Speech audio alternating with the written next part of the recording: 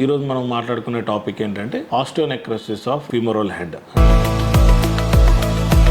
మనం avascular necrosis of hip joint అని కూడా అంటాం. సో తొంటిలో ఉన్న బాలు బ్లడ్ సప్లై తగ్గి దాన్ని రౌండ్గా ఉన్న షేప్ని ష్రింక్ అవ్వడం.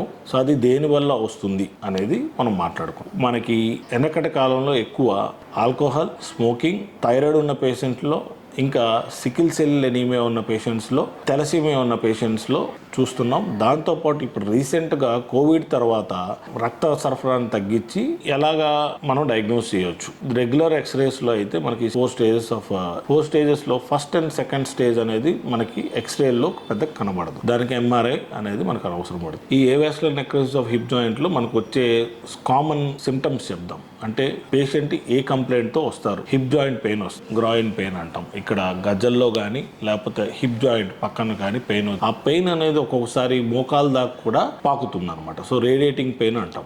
ఈ పెయిన్ కొంతమందికి నైట్ టైం ఎక్కువ పెరగవచ్చు. సో నడవడానికి ఇబ్బంది పడుతూ ఉంటారు, కుంటుతా నడవడము, పెయిన్ కాన్స్టెంట్ గా ఉండడము. కొంతమంది నడిచేటప్పుడు కానీ మొబిలైజ్ అయ్యేటప్పుడు అంటే ఎట్ రెస్ట్ పెయిన్ ఎక్కువ ఉంటుంది నడిచినప్పుడు కంటే. సో దీన్ని ఎట్లా డయాగ్నోస్ చేసుకోవచ్చు? ఎక్స్రేస్లో అయితే స్టేజ్ 3 అండ్ స్టేజ్ 4లో అయితే మనకు కనబడుతుంది. ఎక్స్రేస్లో బెస్ట్ మోడాలిటీ ఆఫ్ డయాగ్నోసిస్ ఏంటంటే ఎంఆర్ఐ అనమాట.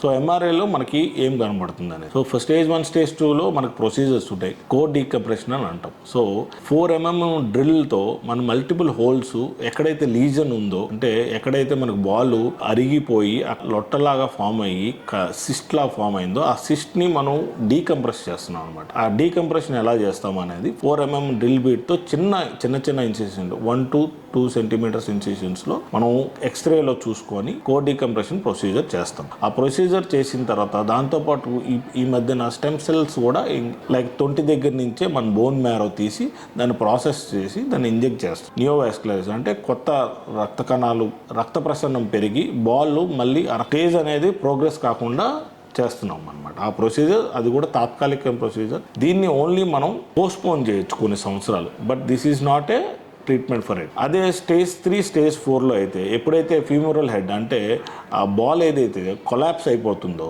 కొలాప్స్ అయిపోయిన తర్వాత మనం ఈ కోర్ డీకంప్రెషన్ అనే ప్రొసీజరు మనకి దీనికి పనిచేయదు. సో దానికి మనం హిప్ రీప్లేస్మెంట్ అనేది ప్రొసీజర్ చేయాలి. హిప్ రీప్లేస్మెంట్ అంటే మనం ఎలాగైతే మోకాలు మార్పిడి చేస్తున్నామో ఇది కూడా తొంటి మార్పిడి ఆపరేషన్ చేసి చేయాలి.